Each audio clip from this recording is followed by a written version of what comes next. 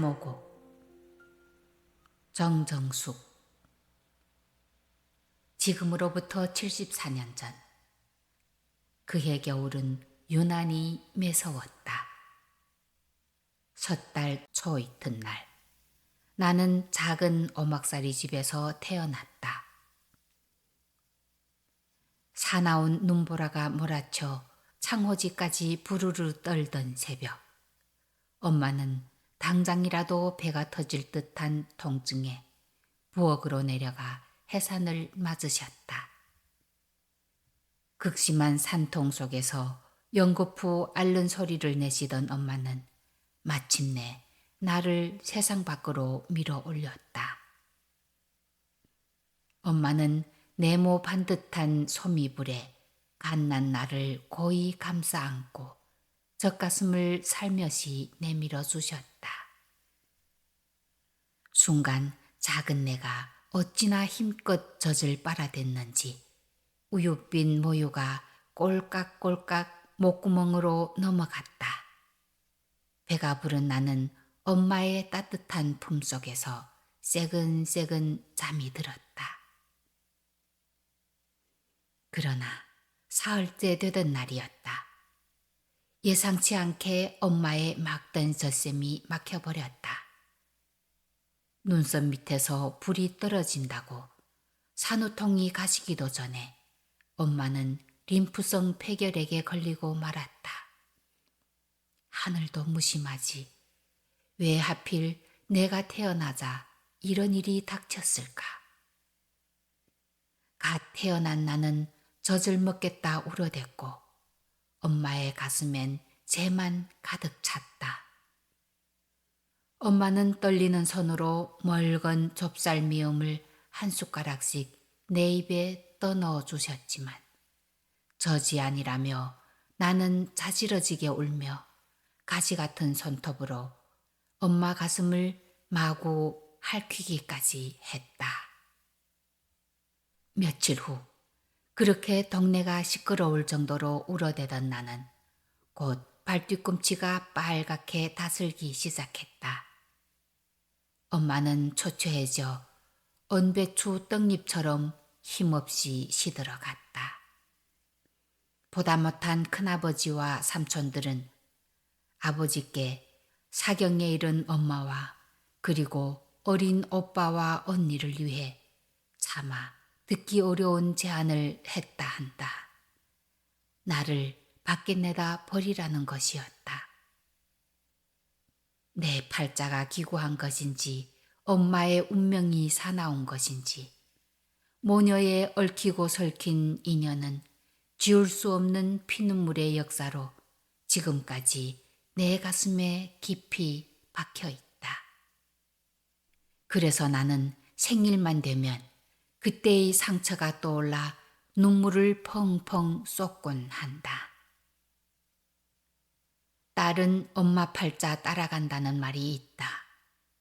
1979년 봄 내가 딸을 힘들게 낳던 그날도 청천벽력 같은 일이 일어났다.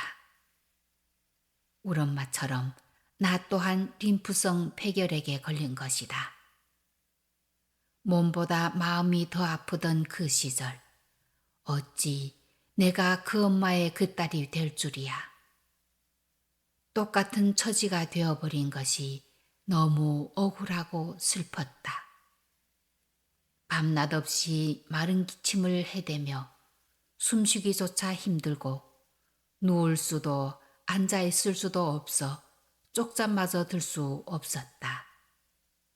죽을 것 같아 차라리 포기하고 싶던 순간도 있었다. 설상가상으로 혈소판 이상으로 코와 입에서 피가 솟구치기 시작했고 검사 결과는 의령 간염이었다. 나는 갓 태어난 딸에게 전염될까 두려움에 떨었다. 젖샘이 방울방울 흘러도 한 모금도 먹일 수 없으니 젖가슴을 부여잡고 하늘을 향해 절규했다. 하늘이시여, 제 심정을 누가 압니까? 저는 어떻게 살아야 합니까? 배고프다며 울어대는 딸을 내려다 보노라니 마치 칼로 가슴을 도려내는 것만 같았다. 살자니 죽을 지경이고 죽자니 아이가 불쌍해 미칠 지경이었다. 해산한 지 석 달도 안 되어 체중은 62kg에서 41kg으로 줄고 얼굴은 마치 해고류에 가죽을 덮어놓은 듯 했다. 그러던 어느 날이었다. 남동생이 병문안 왔다가 한사코 울어대는 조카를 보고 엉겁결에 포대기에 싼 채 문 밖으로 안고 나가려 했다. 나는 어디서 그런 힘이 생겼는지 정신이 나간 사람처럼 아이를 빼앗고 동생을 몰아냈다. 얼마 후 엄마가 우리 집에 오셨다. 엄마가 문에 들어서기 바쁘게 나는 엄마의 병을 물려받았다는 절망 속에서 광기 어린 말로 울부짖었다. 차라리 나를 낳지나 말지 왜 나를 낳아서 이 고생을 시키나요? 왜요? 왜? 나는 엄마의 가슴에 대못을 깊이 박았다. 엄마는 죄 지은 사람처럼 아무 말도 못하고 아래턱만 부르르 떨며 나를 끌어안고 울기만 하셨다. 그때를 생각하면 나는 한없이 부끄럽고 엄마에게 너무나 죄송스럽다. 젖도 못 먹고 자란 내 딸은 이제 44이 되었다. 딸을 볼 때마다 가슴은 저리기만 하다. 그런데도 그 아이는 원망 한마디 없이 엄마 낳아주셔서 고마워요 하며 효도를 한다. 나는 스스로 더욱 깊이 반성할 뿐이다. 엄마는 그 긴 세월의 아픔을 어떻게 견디셨을까? 어찌 그토록 지독하고 모진 시련 속에서도 한마디 원망 없이 나를 품어주셨을까? 엄마를 한없이 그리다 보면 어느새 환영이 밀려온다. 천사처럼 고운 울엄마가 하늘가에서 나를 찾아 숨가쁘게 달려오시는 모습이 어른거린다. 얘야, 오늘은 내 생일이구나. 엄마가 네가 좋아하는 미역국 끓여주러 왔다. 그런 말씀이 들리는 것 같다. 아, 사랑하는 엄마. 저도 모르게 나의 두 눈에선 눈물이 비오듯 흘러내린다. 엄마, 날 이렇게 낳아 키우시느라고 그 모진 고생을 하셨나요? 이런 내가 밉지도 않나요? 울먹이며 나직하게 되뇌는 내게 엄마는 이렇게 말씀하시는 듯하다. 자식이 미울 리가 있니? 넌 네 딸이 미우냐? 아니잖니. 부모에게 자식은 눈에 넣어도 안 아픈 존재란다. 그러니 미안해하지 마라. 얼른 미역국이나 먹자꾸나.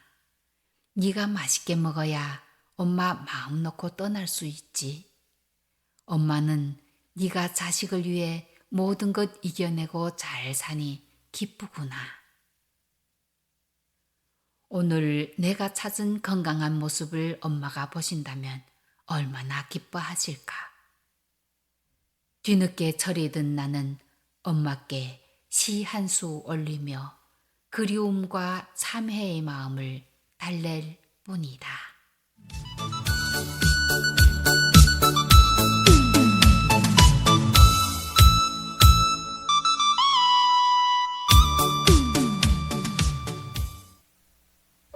삼오곡 섣달 초이틀 새벽녘 울엄마가 찬바람 몰고 숨가쁘게 달려오십니다. 이 딸의 생일떡함지 이시고 고드름 맺힌 얼굴 거친 숨결에 눈물이 왈칵 솟습니다. 자식이 무엇이기에 그렇게 바쁜 걸음 하시는 겁니까? 못난 자식 키우시느라 병약한 몸 이끌고 손발이 갈라 터지도록 고생만 하신 어머니. 한 생을 어떻게 버티셨습니까? 호강 한번 제대로 시켜드리지 못했는데 엄마는 훌쩍 하늘나라로 가셨습니다. 어느덧 내 나이 황혼의 문고리에 닿으니 후회만 깊어갑니다. 가슴을 쾅쾅 두드려도 아무 소용 없습니다. 이 못난 자식 너무 늦게 철이 들어 정말 미안합니다. 그리고 죄송합니다. 엄마, 오늘은 제 생일입니다. 오늘따라 엄마가 더 그립습니다.